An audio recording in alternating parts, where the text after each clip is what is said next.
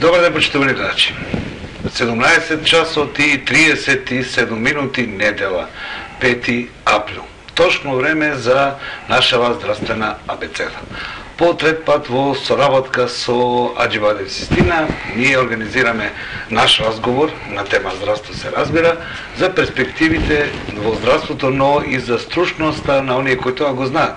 Секаде на светот струката си ги дава вистинските одговори. Сето останато е маркетинг. Во соработка со Аџибаден Систина и денес ќе разговараме за една тема која што е многу важна, инаку здравството или здравјето е најважната работа што на секој човек по одискона му е иманентно. Ако не е здрав, тој не може да донесува вистински одлуки, не е продуктивен во општеството и се она што оди со тоа. Мојот гостин, на кого што вие по 15 на минути од почетокот на емисијава ќе можете и да му се обратите, има интересно презиме. За да ви го представам, морав да тргнам од таму, затоа што ако го преведите неговото презиме, тоа е театар на сенки или игра на сенки. Оно што тој го прави е честопати меѓу светлоста и сенките, затоа што тенок е работ помеѓу животот и смртта. Никаде од преисторијата па до денес една од гранките во медицината е секогаш застапена. Затоа што и преводот на незиното име вели дека нешто треба да се направи рачно, мануелно. И знаењето на докторите кои се занимаваат со оваа гранка од медицината бара од нив потполно познавање на медицината, но познавање и на технологијата и на техниката. Се работи за хирургијата.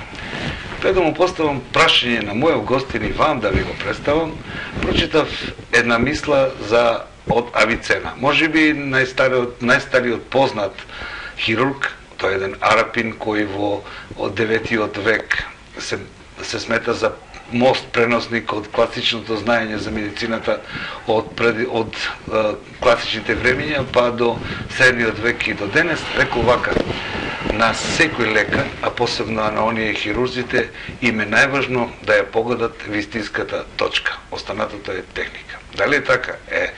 Затоа ќе разговарам со специјалист доктор Митко Караѓосов. Докторе, добре во моја емисија. Благодарам. Добро ве најдов. Поздрав до вас како Ирис телевизија и поздрав до сите штипјани. Многу ми е драго што после повеќе години пак сум во Штип, градот од кој што потекнува моето семејство, мојот дедо, прадедо, мојот татко. Ја не сум роден во Штип, но најубавиот период од детството го поминав во Штип со моите баби, со моите дедовци, во Штипско Ново село. Градот во кој што ја развив мојата професија, бидејќи со години работев во клиничката болница во Штип како хирург, доаѓав во слободно време да помагам, да оперирам. Тоа беше со години, но од кога сум вработен во клиничката болница Аџибаден Систина, овој професионалните обврски и целодневното работење од утро до вечер не ми дозволува ниту професионално, а се помалку имам и приватно време, така да не сум бил одамна во Штип и затоа ми е посебно драго што сум овдека со вас и со вашите гледачи од Штип. И нам е драго што одвоивте време, само да кажеме дека телефонот е 672-313, 672-314, ама според законите, тоа кога од емисијава ќе одминат 15 на минути, така вели законот. Доктор, јас ве најавив и според максимата и латинска номине ет номине, имињата одредуваат. Караѓос значи игра на сенки, театар на сенки. А ова што вие го работите е честопати на работ помеѓу сенката и светлоста, помеѓу животот и смртта. Караѓос е двојно презиме со двојно значење. Едниот дел ова што го кажувате вие, другиот дел е црноко. Јас сум плавоок, јас сум мавиѓос и видејќи делот капиталот во нашата болница е турски и сега од кога дојдат турците сум многу интересен, бидејќи сум плавоок, не сум кара, него сум мави по изгледот.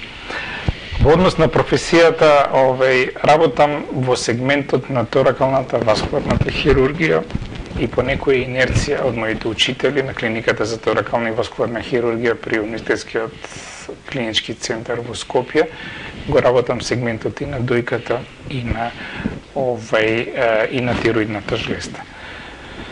Генерално хирургијата е занает кој што бара многу знаење, многу искуство, срченост, храброст, борбеност, затоа што доаѓате во ситуации во кои што нема тато, нема мама, нема професор, нема учител, вие сами со себе во ваши раце е судбината на нечи живот и од вашиот потек зависи од кој ќе заврши операцијата, од ќе заврши анестезијата или во текот на самата операција или после тоа, дали тој кој што ви го доверил неговиот живот ќе ја помине жицата од другата страна или ќе падне во бездната.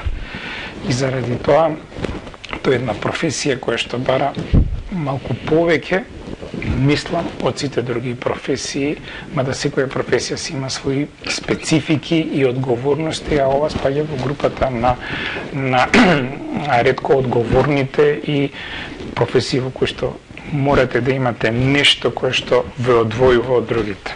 Например, таа работа на тој Караѓос. Светската здравствена заедница, организација, секоја година излегува со разни статистички податоци. Оно што може да се следи во последниве десетина години е зголемување на болестите кај срцето, кај крвните садови и зголемување на бројот на карциноми. Дали тоа е болест на современието, одговорот ќе даде науката. Но кај нас во Македонија според статистиката бројот на карциноми на дојка секоја година се зголемува. Знаете што, ја го работам овој занет полни 36 години и растам и продолжувам професионално да се бавам со болестите на дојката и можем да кажам дека не само што се зголемува бројот на пациентките секоја година, него што е многу пострашно се зголемува бројот на се помлада и помлада популација која што заболува од болест, која што била практички невозможна во минатото. Значи, кога го почнав овој занет со моите учители, кој ќе ни дојдеше жена која што има 55-6 години, а имала диагностициран карцином на дојка, ние сите велевме, види, ова е млада, а има карцином на дојка. Денеска, значи, жени меѓу 30 и 40 години се секојдневие, а не се ретки жени со карцином на дојка на многу помала возраст од 30 години. Од друга страна, годишно, бидејќи во Македонија имаше монопол на работата во лекувањето на карциномот на дојката, тоа беше на клиниката за торакална и васкуларна хирургија, че годишно 2-30, па под 100 пациентки, па бројката секоја година растеше. За овие 5 години, кои што јас сум од универзитетската клиника при медицинскиот факултет преиден во клиничка болница Систина, да речеме, бројката се зголеми дупло. Од 500 карциноми годишно, сега веќе имаме скоро 1000 карциноми, што е навистина висок процент на зголемување на една болест. Времето во кое што живееме ги има сите провокациони чинители кои што прават да ова е нешто кое што не е можно само кај комшиите или некаде, него нешто што е и дома кај нас и што може секоја жена да ја задеси, односно секоја македонска жена е потенцијален носител на карциномот на дојка. Доктор, што е карцином на дојка? Ето што, генерално, кој ќе се каже карцином во македонска популација која што е на одредено образовно ниво, генерално, и популација која што има ниво на медицинска едукација такво какво што е, кога ќе кажете вие карцином, тоа е рамно на смрт. Не е така генерално, али кога станува збор за карциномот на дојката, карциномот на дојката има лошо име. Но карциномот на дојката не е лоша болест, затоа што од некои карциноми процентот на умирањето е и повеќе од 90%, независно од фазата во која ќе го откриете, и карциномот на дојката излекувањето од 60 до 99%. Значи, карциномот на дојката, ако благовремено се открие и се направи се оно што треба, може да биде на ниво на една обична бронхопнеумонија. Ама, бронхопнеумонија е бронхопнеумонија. Никој нема да зборува за тоа дека сте имале и вие после, кога ќе излечите, ќе се будите и ќе легнувате со добра мисла, односно нема да размислувате за таа болест од која што сте боледувале. Ама ако сте имале карцином, тоа до крајот на животот ќе ве легнува и ќе ве буди со некоја мисла која што ќе бледее со текот на животот. Значи, карциномот на дојката е една болест која што има лошо име, но не е лоша болест, ако се превземе и се направи се, ако се открие на време, благовремено се превземат сите методи на хируршко и постхируршко лекување и секогаш тоа може да даде резултати кои што значат 99% излекување. Така. Меѓутоа, за да се открие на време, треба да се познаат симптомите на таа болест. Симптомите на, знаете што, карциномските болести, генерално, сите, вклучувајќи го и карциномот на дојката, кој ќе почне да тропа на врата и да ви кажува јас сум кај вас, тоа е веќе понапредната фаза. Значи, суштината во лекувањето на карциномот на дојка е во раното откривање на карциномот, кога тој се уште не ви кажува дека е почнал и живее во вашиот организам. Таквото откривање на карциномот на дојка, во кој што 99% можности за излекување постои, е само ако се открие рано, а раното откривање не е врзано со ништо друго, него со редовни прегледи, на кои што редовни прегледи кои што ќе ви покажат дека нешто се сменило во однос на претходниот преглед и кои што ќе бараат компетентно, стручно, професионално обработка на се тоа што го има внатре во дојката и да се открие тој тумор. Значи, зборуваме за нешто што ние пак ќе правиме една компарација меѓу моите почетоци и денеска. Значи, кога почнував во институција која што беше врвот на медицината, а сега работам повторно во институција која што е врвот на медицината. Тогаш карциномот на дојка го диагностициравме кога веќе убаво ќе се пипаше. Жената сама у бањање обично ќе се напипа и на веќе напипан тумор, а за да се напипа тумор тој треба да биде најмалку кокулешник или поголем веќе со тек на време. И првиот аларм е напипувањето на грудка во дојката. Денеска ние со таа современа технологија со која што располагаме во клиничка болница Аџибаден Систина и со врвни експерти, значи ние само имате технологија. Треба да имате врвни луѓе кои што ќе знаат да работат со таа технологија, се откриваат карциноми на дојка кои што се под 3 мм, 4 мм. Значи нешто кое што ниту на оние конвенционални испитувања не може да се откријат и бараат, значи, врвна стручност, врвна технологија за да може да го откриете карциномот на дојка. Јас како хирург кој што се бави со хируршко лекување на карциномот на дојка, па ќе кажам 36 години, во однос на хируршкиот пристап на лекувањето на оваа болест, ма ништо не се сменило. И пред 36 години, добро, тогаш имаше една метода која што беше постара, ама после неколку години тоа веќе се напушти, тоа е една метода на Халштед, која што правеше голем инвалидитет кај жените после операцијата на карциномот на дојката, но веќе 30 години ние работиме на иста хируршка метода. И тука никаков помак немате.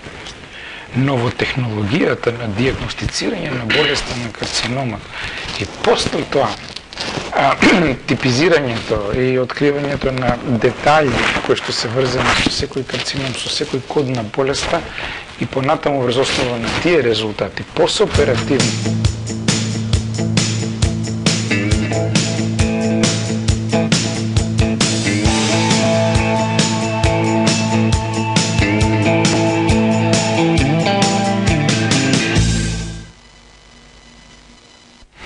Мојот разговор со докторот Караѓозов тече. ги слушавте неговите знаење, неговото излагање за карцином на дојка, јас сум должен да ви повторам дека броевите се 672-313 и 672-314.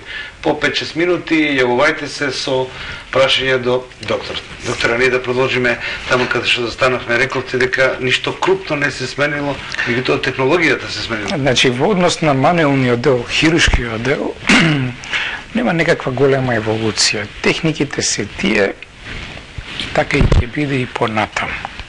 Но технологијата, која што помага за раното откривање на карциномот на дојка, патохистолошките анализи, кои што возможува да се направат бројни испитувања на самиот карцином во неговата структура, генетика, сите оние кодови кои што се битни за секој карцином, понатаму овозможуваат со врвна онкологија, дали со хемотерапија или зрачна терапија, да се постигнат резултати кои што се навистина импресивни кога станува збор за карциномот на дојката.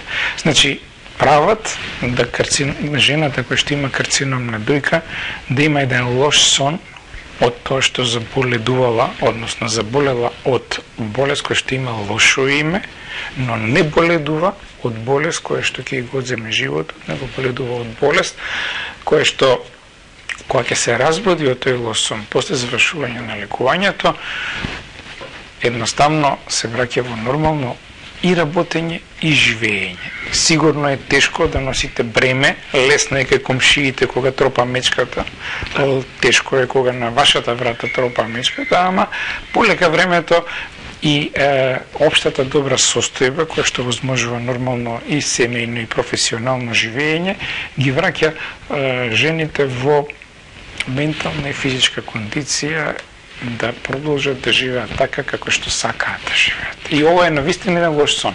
Така, еден од проблемите на сите лекувања на секој болен, а посебно кај хирургијата, бидејќи се работи за мануелен зафат, е целината на битието, тоа е како пациентот го прифати она што се врши врз него. Колку тоа стабилноста на личност, вие начнавте на многу интересна тема. Кога ќе се разбудиш да знаеш дека си здрав или на патот кон здравје, а не со дилема. Значи, карциномот на дојката е двоен проблем. Едниот проблем е сознанието за карциномската болест. Знаете што, ја тоа секогаш го споредувам со едно нешто. Ние сме многу чуден народ, ама не ние. Генерално е тоа.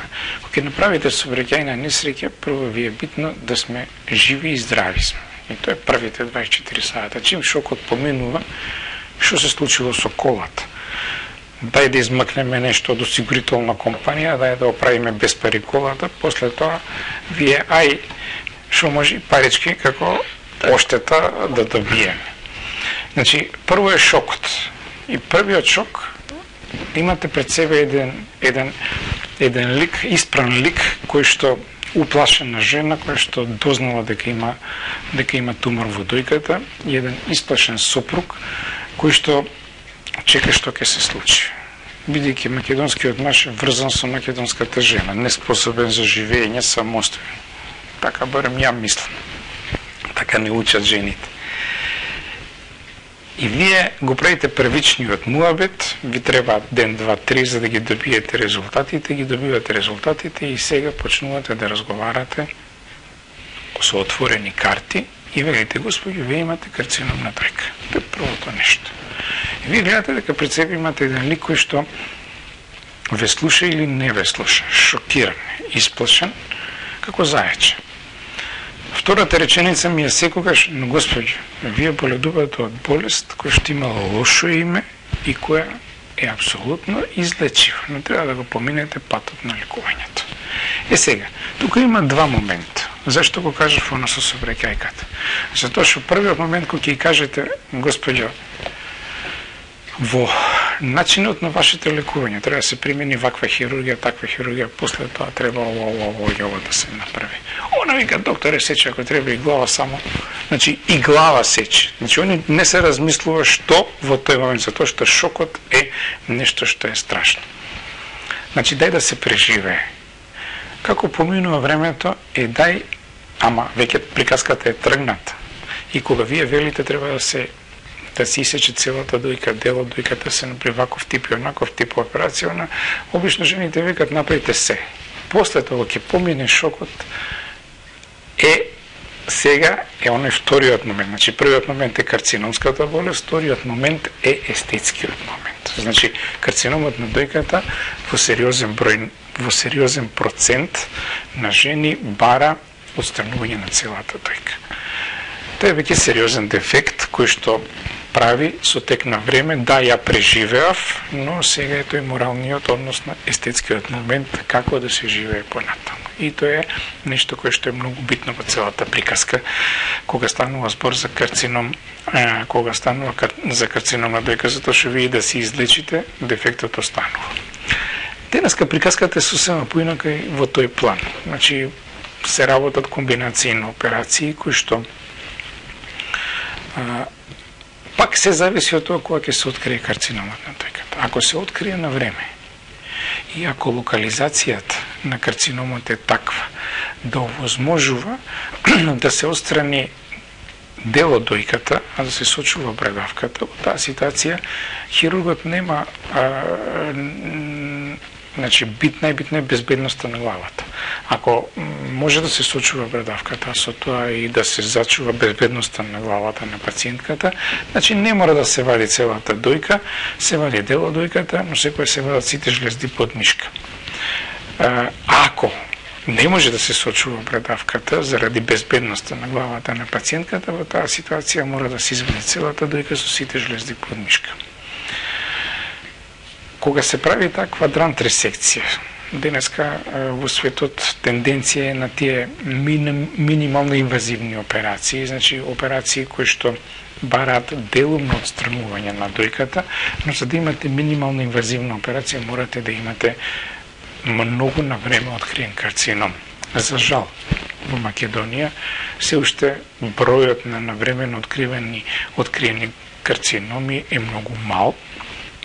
Се повеќе работиме карциноми кои што се во напредната фаза, значи кога се откриваат во фаза во кој што се пипаат и кои што се прилично големи, веќе со зафатено околно ткива во дојката и жлезди под мишка. Кога станува збор за прогнозата на лекување на карциномот на дојката, битни се две нешта. Првото е точното име и презиме на карциномот.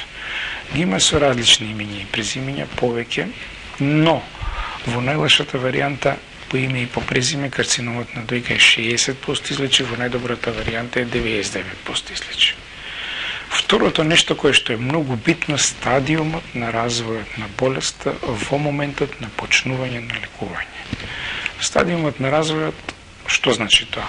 Карциномот кога ќе се створи по клетките, прво се шири сам во себе во една чаура, потоа се шири во околината во дојката, а потоа преоѓа во жлездите под мишка. И тоа во долниот спрат, средниот и горниот спрат на жлезди под мишка. Најубаво е и најдобра е прогнозата ако се работи за карцином на дојка кој што е се уште во својата чаура. Инситу карцином на сам почеток, тоа е најидеалната варијанта во однос на прогнозата на лекувањето. Од кој ќе се напипа чвор, мора да се направат диагностички процедури. После првичната паника, мора да се направат диагностички процедури.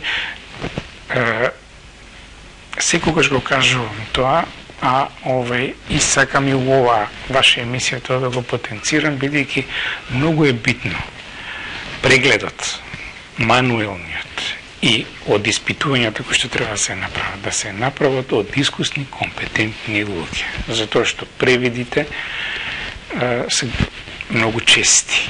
А превидот значи губење на време, а губењето на време е обично 3 месеци, затоа што обично на 3 месеци велиме контроли. И ако се фата 2 циклуса од 3 месеци, тоа е 6 месеци големо време за секој карцином.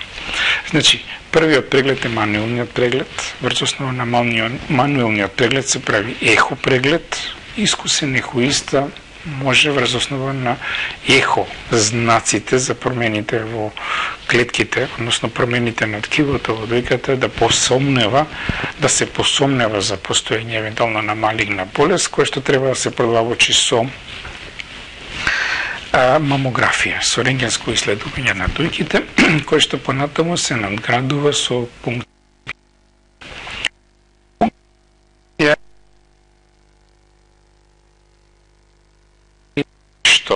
карциномско или не. Ако биопсијата, постојат два вида на пункционални биопсии, една е цитолошка анализа, значи се вадат клетки и овој врз основа на изгледот на клетките може да се каже дали тој тумор кој што веќе е формиран во дојката припаѓа на прва, втора, трета, четврта или пета група. Прва и втора се безопасни тумори, трета е ни тм ни вм, четврта е тргнал кон карцином, а пета е веќе карцином. Кога ќе дојат пациенти со пункционална биопсија пета група, они се извадени од памет затоа што они мислат дека пета група е пети стадиум на болест. Пети стадиум на болеста, пета група не значи пети стадиум на болеста, него по изгледот на клетките укажува дека се работи само за карцином на дојка и ништо друго. Другиот начин е кор биопсијата, која е привилегија на посериозни институции како што е и нашата. Под контрола на ехо се вади парче ткиво од самиот тумор и ако цитологијата е 60% точна, кор биопсијата е многу поблиску до 90% точна. 100% на за карциномска болест е хирургија со која што се вади туморот и се прави парафински препарат за кој што треба најмалку 24 часа обработка, техничка обработка од страна на патолозите за да имаме точна дијагноза. Ако дојде пациент со веќе воспоставена дијагноза за карциномска болест, тогаш во нашата болница, клиничка болница Аџибаден Систина, ние имаме тимски пристап кон работата. Го имаме она што го има секаде во светот. Во тој тим влегуваат дијагностичари, влегуваат патолози, влегуваме ние како хирурзи и влегуваат онколози. Сега имаме и во тој тим диететичари кои што се бават со, имаме и физикална терапија и диететичари, луѓе кои што се бават понатаму со целата приказка. Така да во тој тимски пристап се одлучува дали ќе се почне прво со хирургија или ќе се почне со онкологија, во зависност на степенот на развојот на карциномот во моментот на доаѓањето на пациентката во нашата болница. Ако се почне со онкологија, то не е трагедија, то не е страшно. Тоа е нешто кое што ќе направи ако пациентката е дојдена во понапредната фаза. Имаме една серија на млади жени и затоа вака, бидејќи имате вие една гледана телевизија, да го кажам тоа јавно и за жените и за докторите. Значи, пациентка која што во тек на бременост или после бременост, во период на лактација, ќе се пожели на туморозна формација. Не значи дека е тоа мастит, не значи дека е собрано млеко, не значи дека е нешто кое што е врзано со процесот на доење, туку може и во тој период да биде карцином. Имаме една серија на пациентки од Струмичко-Штипскиот регион, кои што со оглед на годините и доењето за жал не е размислувано во правец на карциномска болест и се дојдени кај нас во една понапредната фаза на болеста, но после онколошкиот третман карциномот за среќа и кај тие неколку жени што беа се стави под контрола, после тоа се направија хируршки захвати и они се сега одлични. Значи, не значи почетокот на лекувањето на карциномската болест на дојка, ако е онкологија, дека е тоа лошо. Но ако биде прво хирургија, е многу подобро. Типот на хирургијата се одредува конзилијарно, а пресудата е во операционна сала, значи пациентката дозволува да се направи она што е најдобро за неа како проценка на хирургот во операционата сала. Операцијата завршува, тоа не е операција која што прави инвалидитет. Во нашата болница денеска доаѓаат пациентите, истиот ден се прават сите испитувања, истиот ден се прави операцијата, 3 дена лежат во болница, 4-тиот ден си одат на нозе дома и се враќаат во теоретски 100% нормално живење. Проблемот на карциномот на дојката, тоа секогаш го правам тој муабет со нив, со жените кои што боледуваат од оваа болест е тука. Значи, од карциномот на дојката ја секогаш им го велам тоа на моите пациентки дека они ќе живеат до 101 и ќе си умрат од тоа што им е пишано, не од таа болест. Но, ако легнуваат и се будат со лоша мисла, и ако тоа трае 7 дена во неделата, 30 дена во месецот или 365 дена во годината, они повторно ќе живеат долго, ама квалитетот на животот, нивниот и на нивното семејство ќе биде лош. Но ако ја прифатат болест така како што е, реално, во таа ситуација, они ќе си умрат од тоа што им е пишано, навистина, но ќе живеат и долго и квалитетно. Видите, не е работата да живеете, работата е да живеете. Да преживувате така да живеете, да. И уште нешто што е многу битно. Ние сме таков народ како што сме. Се бавиме со тугите гајлиња. Своите гајлиња си ги гледаме, ама поише сакаме да оговараме. Посебно мета на наши оговарања се тие жени кои што имале среќа или несреќа да заболат од карциномска болест. Секој што им го кажувам на моите пациентки дека они у стаклена зона не можат да се затворат. Они треба да се мешаат со светот, да зборуваат најотворено за својата болест и на тој начин ќе пркусат на околината.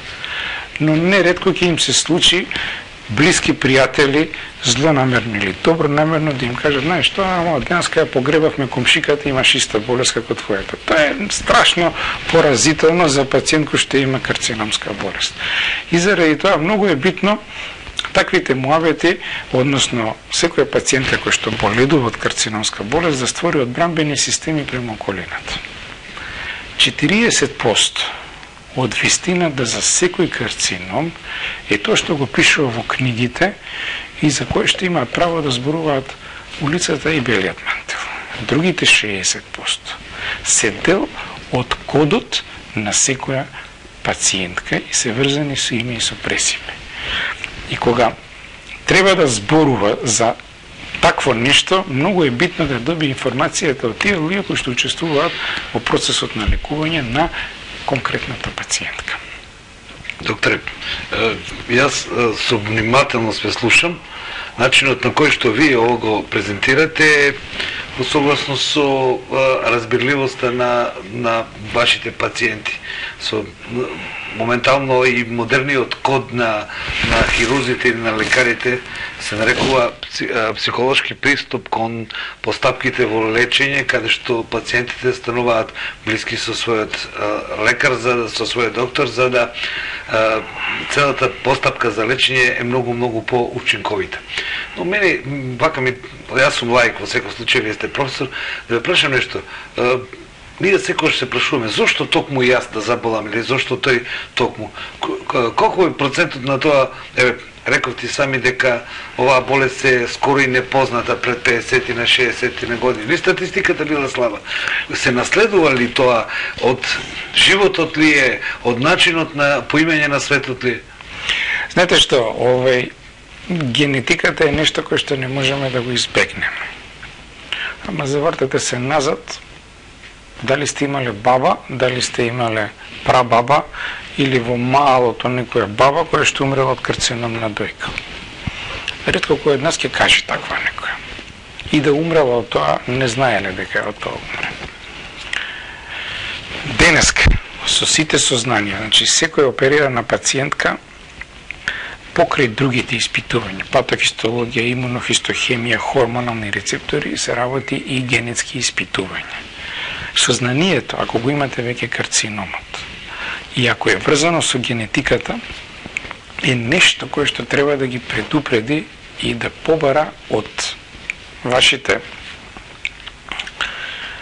најблиски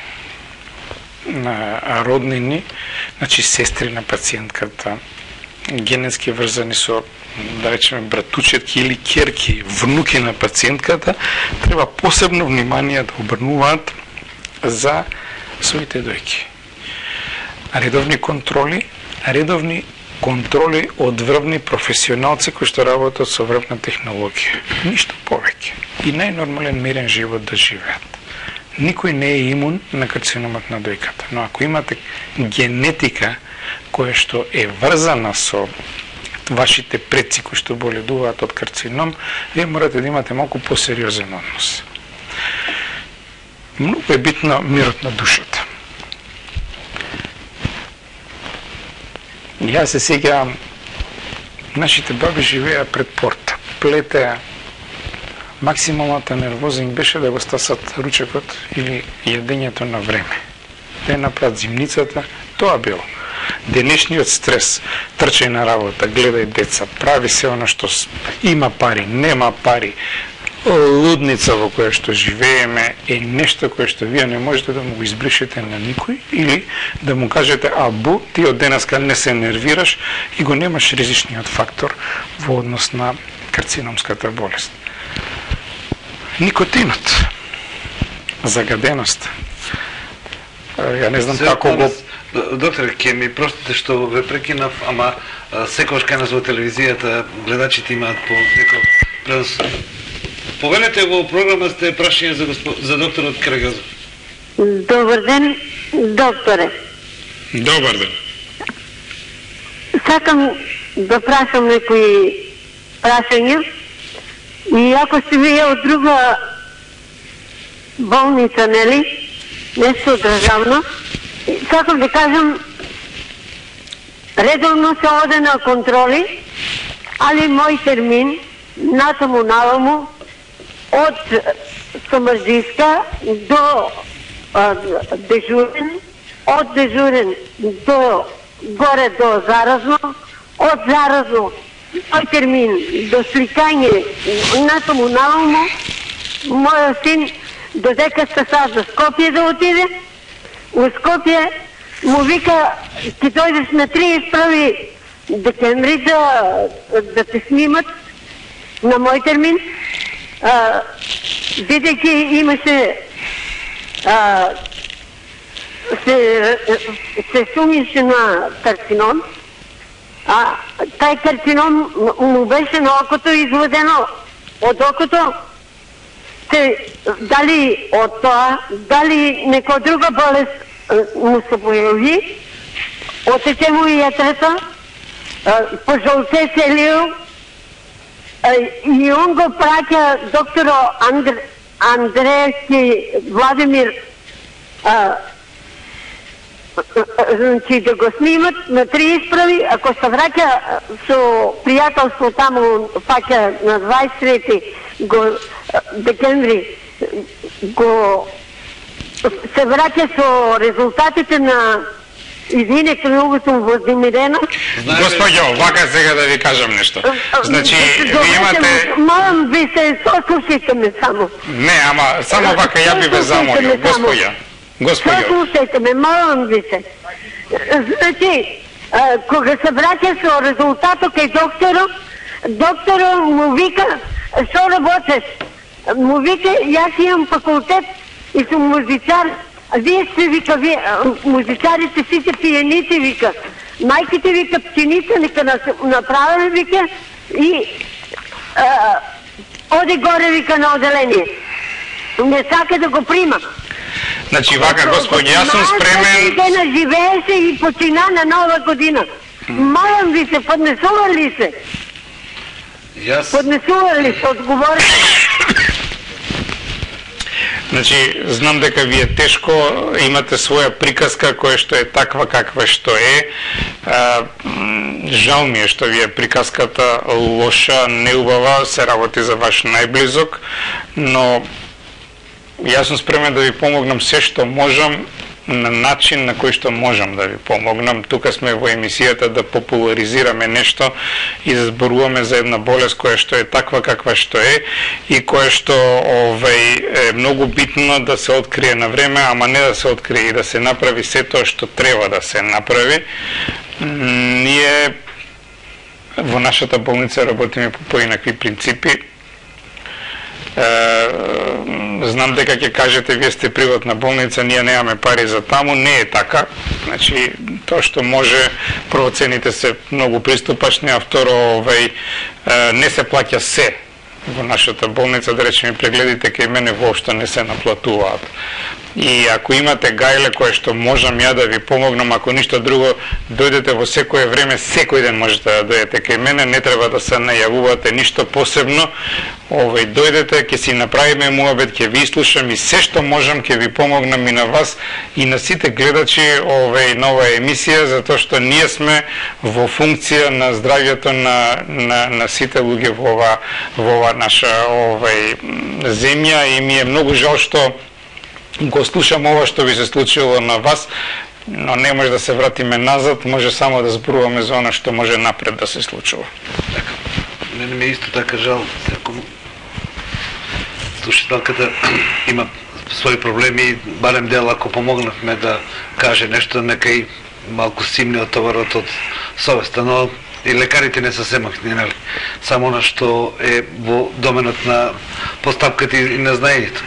Но кога реков за хирурзите и дека во еден момент освен општото знаење, најголемото знаење за медицината им е потребна и техника и технологија, воведување на акцелератори, колку тоа го става во друга положба хирургот. Да видиме само, докторе, ќе извинете, изгледа дека погодивме доста барање во гледање во Источна Македонија, па режијата не може да се справи со сите телефони, ама на неколку ќе ми простите да одговориме, зашто навистина ретка имаат прилика мои гледачи да ве видат и да ве слушат. Повелете во емисијата.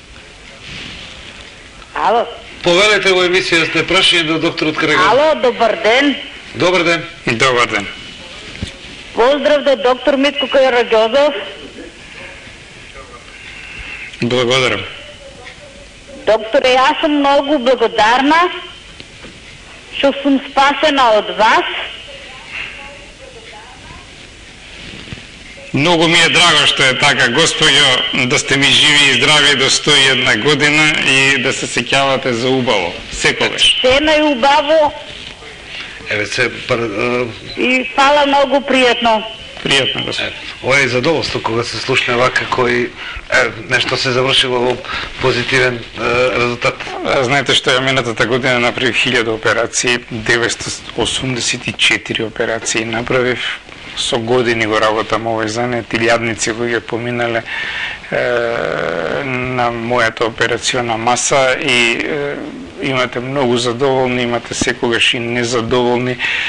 Ние не сме волшебници во нашиот занет, ние го правиме, пациентите доаѓаат кај нас за основа на болест со одредени развој и тек и ваша цел е да направите се она што знаете од школа, она што го знаете од искуство, она што го знаете од инстинкт, што ќе ви дојде во тој момент и да го направите она кој што е најдобро за секој поединец кој што ќе дојде да побара помош од вас. За околу темата и прашањето колку технолошки иновации ви стават у положна положба. Значи, едно да се разбереме, односно ја ќе ви повторам дека хирургијата не е мрдната воопшто во правец на лекувањето на карциномот на дојката, конкретно бидејќи за тоа зборуваме, но тродимензионалното ехо, кое што е многу битно во раното диагностицирање на карциномот на дојката, дигиталната мамографија. Денеска ние рутински работиме со магнетната резонанса, односно секоја пациентка што ќе се одлучи да се оперира во клиничка болница Аџи Бадем Систина, во цената на операцијата е влезена и магнетната резонанса, затоа што се покажа дека карциномот на дојка е многу често мултифокален.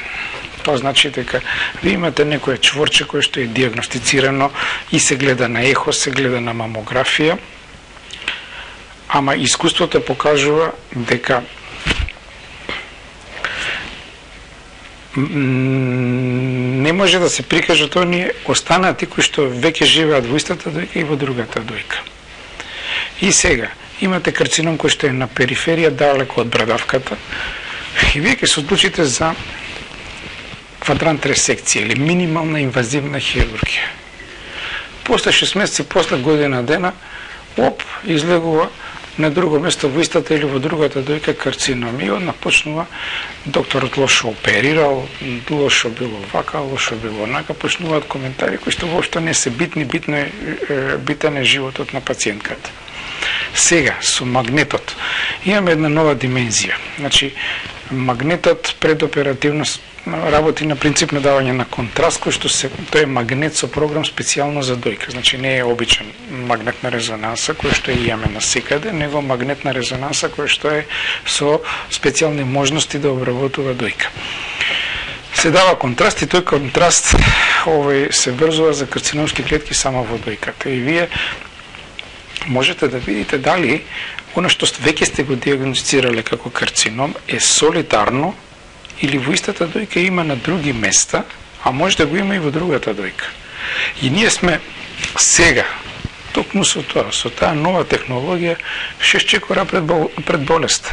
Затоа што порано тој карцином на другата дојка ќе сме го виделе за година дена. Тоа и ги намалува шансите на живење на жената. А денеска тој го гледаме денеска, кога го имаме и оној реалниот карцином. И го правиме планот на лекувањето врз основа на многу аргументи. Тој пред операција. После операцијата, ние порано патохистологијата беше многу едноставна. Имавме еден име и презиме на карцином и толку беше. Денеска, значи, после операцијата, на основа на интраоперативниот материјал, пациентката добива еден куп резултати. Еден куп резултати кои што се врзани со самата биологија на туморот, со самите нешта кои што довеле до провокација на туморот. А сето тоа се става во функција на постоперативниот квалитет на лекување и, она најбитното, излекување на пациентката. И ние денеска имаме една онкологија која што е сите си извадени од паметот, тоа ќе ни падне ли косата. Жени кои што одат на постоперативен онколошки третман. Косата ќе порасне. И сите жени кои што боледуваат од карцином, кои што им паднала косата, после тоа имат многу поубава, поквалитетна коса. Ова е навистина така. Ама самото сознание, значи, да ми извадат дојката, ретко се собликувам, никој нема да ме види. Ама ако ми падне косата, сите ќе ме гледаат со перика и тоа е страшно за жената која што боледува од карциномска болест. Ама врз основа на сите тие параметри, денеска нема јас мислам вака, ти мислиш така. Сето тоа како параметар врз основа на испитувањата од туморската маса која што ќе се извади, се анализира и се доаѓа, се уфрла буквално во компјутери, излегува на површина во кој правец треба да оди и кој тип лекување треба да се примени. Значи прво имаме изворени квалитетни цитостатици, кои што што е цитостатикот? Цитостатикот е отров од карциномот е на дојката. Теоретски може да имате и на почеток на болеста карцином на дојката, а веќе да има некое клеткиче кое што е негде прошетало и се наоѓа во организмот. И цитостатската терапија е отров кој што шета по целото тело, по сите клетки, а делува и на здравите клетки, ама теоретски треба да ги уништи тие клетки од карцином кои што се некаде прошетани. Ама веќе тоа не е таков отров како што беше порано. Новите генерации на цитостатска терапија се со многу усмерено дејство према карциномите, карциномските клетки, а со помала штета према здравите клетки. Еден ден, може би тоа ќе биде хемотерапија и дај Боже тој ден да го доживееме, уништување само на карциномските клетки без никакво влијание на останатите здравите клетки. Понатаму имате технологија, како што го имаме ние сега, технологија за зрачна терапија, тринитронот. Значи, порано зрачната терапија е локално. Значи, таму каде што е операцијата, локално делувате. Ама сега, вие со тие симулации пред зрачењето што ги правите, значи, не правите практички никакво оштетување на здравото ткиво. Правите оштетување само на оној дел кој што сакате да го со зрачна терапија да го озрачите и евентуално кај што очекувате карциномски клетки, само тоа да уништите. Не да делувате на срцето, не да делувате на белите дробови, не да делувате чак ни на мускулите, ни на фасциите. Тоа е се врзано со таа современа технологија која што кошта баснословно многу. Ние го имаме Тренитронот, тоа е најсовремениот апарат кој што е на Балканот, практички таков апарат нема во околината на нашата држава. Болницата инвестираше многу во него заради тоа што го нема на овој простор и заради тоа што бенефитот, ефектот во лекувањето на било која карциномска болест која што бара зрачна терапија е навистина огромен. Така да живееме во време на технологија која што длабоко е влезена и во медицината. И медицината станува се позависна и позависна од технологијата. Ама, да се разбереме, технологијата во диагностиката на карциномот на дојка без докторка Маја Чапова нема да биде џабе, вие можете да си ја запалите, да си ја фрлите. Докторка Маја Чапова е една докторка која што со многу луѓе такви кои што се бават со таа диагностика. А вие треба да имате сенс за нешто, за една тродимензионалност, за да можете тие апарати да ги ставите во функција и да го извадите максимумот од тие апарати.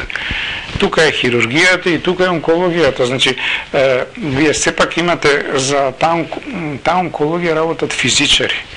Работат еден тим на луѓе кои што секој работи во својот сегмент за да го даде максимумот во квалитетот на лекувањето на пациентот. Патологијата. Имате врвна технологија, има куп апарати таму кај нас кај нашите патолози, но доктор Јашар со неговата екипа, тие се луѓе без кои сето тоа е ништо. Така да денеска медицината се базира на технологија, ама и на врвни доктори кои што знаат таа технологија да ја усмерат кон квалитетот на лекувањето на пациентот. Ние го имаме петскено, да речеме. Многу пациенти доаѓаат, докторе, јас сакам да ми го провериш ти целото тело и да ми најдеш дали имам или немам карцином. Нема таков апарат. Значи не постои во светот технологија, оставаат на едната страна во некој тунел, излегуваат од тунелот од тој апарат и на крајта таму ви пишува имате тоа. Тоа не е Фордова трака за автомобили. Значи не е тоа Форд, тоа е медицина, не постојат апарати ако не се стават во функција. Така, докторе, правилата во телевизијата се такви и јас многу ретко дозволувам како во емисији кои јас ги водам да го поминам терминот поради квалитетот на разговорот. Јас лично така го чувствувам, претпоставам и сите мои гледачи, пробивме терминот, но тоа е за корист на гледачи. Малку ме трогна жената што се јави, но и ме тешко е да се сподела чувства со некој кој чувства горчина, но ме изненади вашиот однос, како што велите вие, јас ќе разговарам толку колку што треба со пациентот. И морам овде да ве прашам на крајот. Денешната технологија, интернетот, добиваме информации разни, селектирани и неселектирани, и прочиташ по некој од социјалните мрежи, најден е лек за канцер, па ова травка, па ова, па она, па не знам колку тоа е дел од фолклорот, колку е навистина нешто што може да помогне. Знаете што, ова е една од причините за ваквиот бурен живот и ваквата оптеретеност со карциномските болести и токму тој стрес кој што го доживуваме ние секојдневно од примањето на безброј информации кои што не може да ги следиме. Не може да ги следиме. Ја вчера, мислам, и не можам да не го кажам тоа, и сега кога се симнав, кога паркиравме покрај семкарницата, поминав и побарав уштип еврејски семки. Докторе, ќе ви кажам зошто го кажам тоа. Значи вчера имам пациентка од Косово оперирана со карцином на дојка. Цела фамилија и живее во Англија. И од Англија и пратиле денеска, што е нешто многу актуелно, тоа се по наше, по шчипски кажано, еврејски семки. Значи, пратиле семки од дзарзелии, кои што содржат витамин B19 и кои што е денеска едно од најактуелните нешта во превенцијата на било кој карцином. И знаете, вчера си се смеам, пошто ние еврејски семки јадиме вака. И ја, едно кесевно кило и пратили и рекле по 2 семки дневно да јадева тие. А ја земав една цела шака као да и кажаме, ти ке ни кажеш, нас ние дзарзели еврејски семки јадиме цел живот. Фрлам вака уста, ми се отру душата да ви кажам, тие се, значи не се преработени, измачени како нашите еврејски семки, него се баш изворни Доктор, ќе ми простете, сите правила ги се изгубили гледач, добро. Нека ми простат, но измина и времето, а и докторот нема потреба да... Ај, уште ова, тоа што ме прашате, ќе ми простите, ама таков сум се ја и сакам да си се докажам. Значи, ја работам со секаква категорија на пациенти. Од до. Најубави за работа ми се луѓето кои што се необразовани, кои што доаѓаат од примитивни средини, затоа што вас ве гледат како великденско јајце, вие сте доктор, Бог за него, и што ќе му кажете, тоа ќе направи. Значи, вие му велите, ај додиме да сечеме глава. Он вика, оди докторе, сечи ми глава, ја ти дадам све што ќе кажеш ти. Значи, толку ти верува да и глава да му пресечеш, ќе ти даде. Екстремната категорија е таа што секојдневно гледа интернет. Ја имам еден добар пријател, сега ми лежи у болница, не сум го оперирал, ја има сосем на друга работа. Значи, он дојде со предзнаење, он ги знае сите детали на се. Се од форуми, од стручни кругови, од се она што читал. Прашање па ќе докажете. Повелете. Добар ден. Добар ден. Поздрав за емисијата за докторот Караѓозов. Повеле. Слушаме дека најавува дека е доктор што се занимава од повише домени на тие, така да речеме, тумори. Имаме еден проблем со миом на матка, некоја големина од 6 сантиметри тамо. Дали постоje некој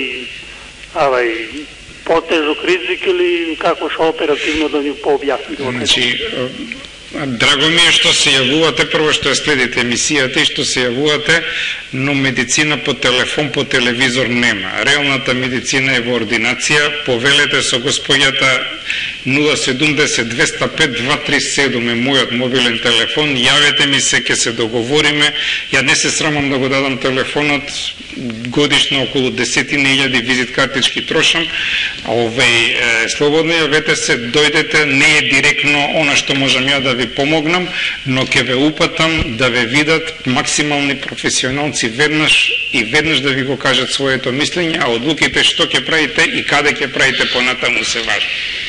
Благодарам. Значи, овој мојот Повелете. Може и појаснување, без разлика дали ќе бидеме кај вас или не. Како? Значи, може да објасните, не значи дека можеме и кај вас. Може сега станува збор за финансиски, може би сте многу скапи или не знам како што. Значи, за се, значи, кога ќе тиете у кафана, никој не може да ви каже колку ќе ве кошта јадењето, затоа што зависи дали ќе порачате предјадење, пиење, колку ќе пиете, што ќе јадите и сите тие работи.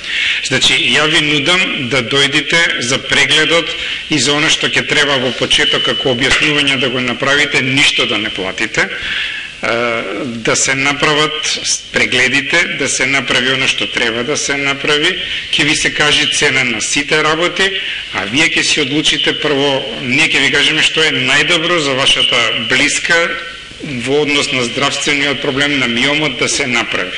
Добро, она нема никакви болки, меѓутоа еве го открија на ехо. Значи, кога ќе почнат болките и проблемите, обично болеста е во напредната состојба и затоа во оваа состојба во која што е, дојдете еве вторник, среда, кога сакате, јавете се, повелете, ќе ви помогнам да се направи се што треба во нашата болница, а не зборуваме за пари, не зборуваме за здравје. А за парите ќе се зборуваат кога ќе се види што понатаму со здравјето. Благодарам за јавувањето.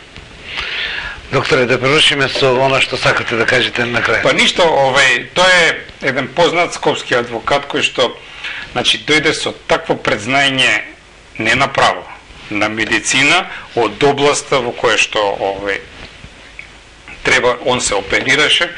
И да ви кажам нешто, ја останав не ја, сите подзинати, затоа што он го знае секој чекор. И се што не му е во шема на она кое што он го видел на портали, што го чул на форуми или не знам такво то предзнаење, сите сме останати запрепастени како тоа кај него не е така. Значи, во медицината, во хирургијата, нема два исти пациенти. Добро е да знаете, но оставете го знаењето дома и немојте да си правите стрес на душата, него едноставно дојдете и верувајте му и доверете го здравјето на тој што му верувате. Дали се вика Караѓозов, дали се вика Јанко, дали се вика Петко, може да биде и најлошиот доктор на светот. Ако вие му верувате на него, тој е најдобриот за вас и тој сигурно ќе го направи тоа што треба да го направи најдобро и најпрофесионално. Доверва тај флуид кој е нужен за тоа. Така е. Ја мислам дека измена емисијава, ама реткоста на тоа дека може да го слушате доктор Караѓозов, ќе направиме исклучок, само ве молам да тоа биде кратко, бидејќи и ние сме врзани со време. Повелете. Повелете. Ало, добро вечер. Повелете прашање доктор Караѓозов.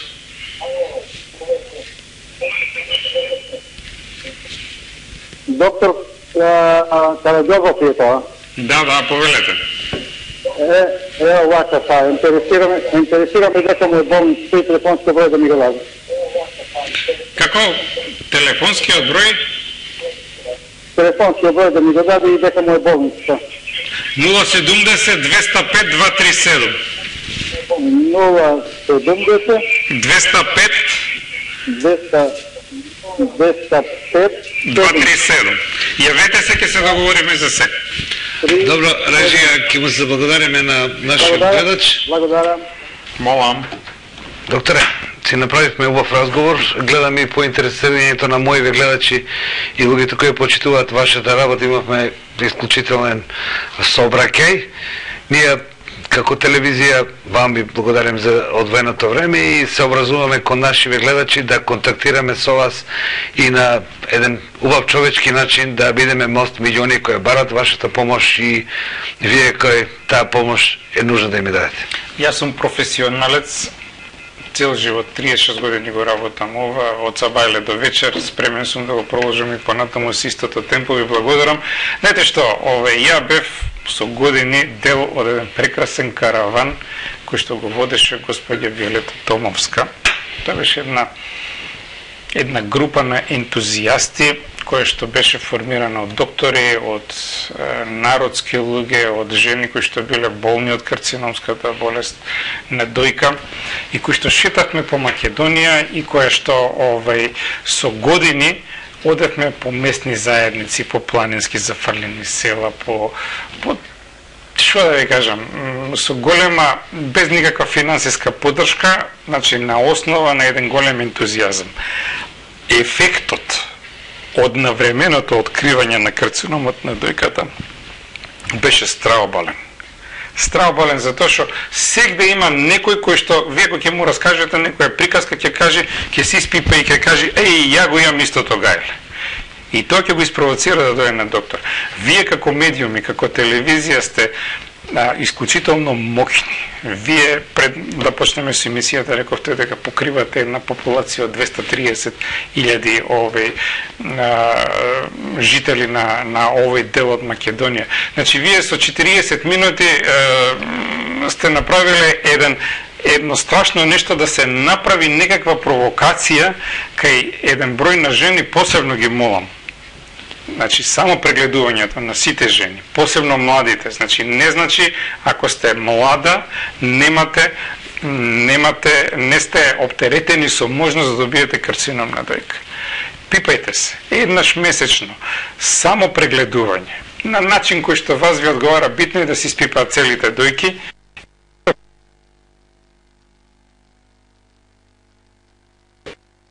е меѓу 5 и 8 ден од првиот ден на менструалното крварење, затоа што тогаш хормоните се најниски, жлезденото ткиво на дојките е најубаво за преглед. Само прегледување правете и ако приметите било што различно, јавувате се кај компетентни доктори, затоа што навистина на тој начин ќе спречите, односно ќе си овозможите и да, ако заболите од карцином дојка, да бидете излечени и да си го одживеете животот квалитетно и долго. Така, благодарам доктор. Молам. Поштовани гледачи, некогаш на крајот од емисиите и може да се каже нешто. Јас денес нема да кажам нешто. Се што требаше каже доктор Караѓосов. Довидување до новата здравствена абецеда со друг, исто така одговорен човек, лекар од Аџибаден Систина. На Ирис телевизија 672-313, 672-314, 17:30 минути во секоја втора недела. Информирајте се кај нас и ќе бидете упатени на вистинското место. Довидување.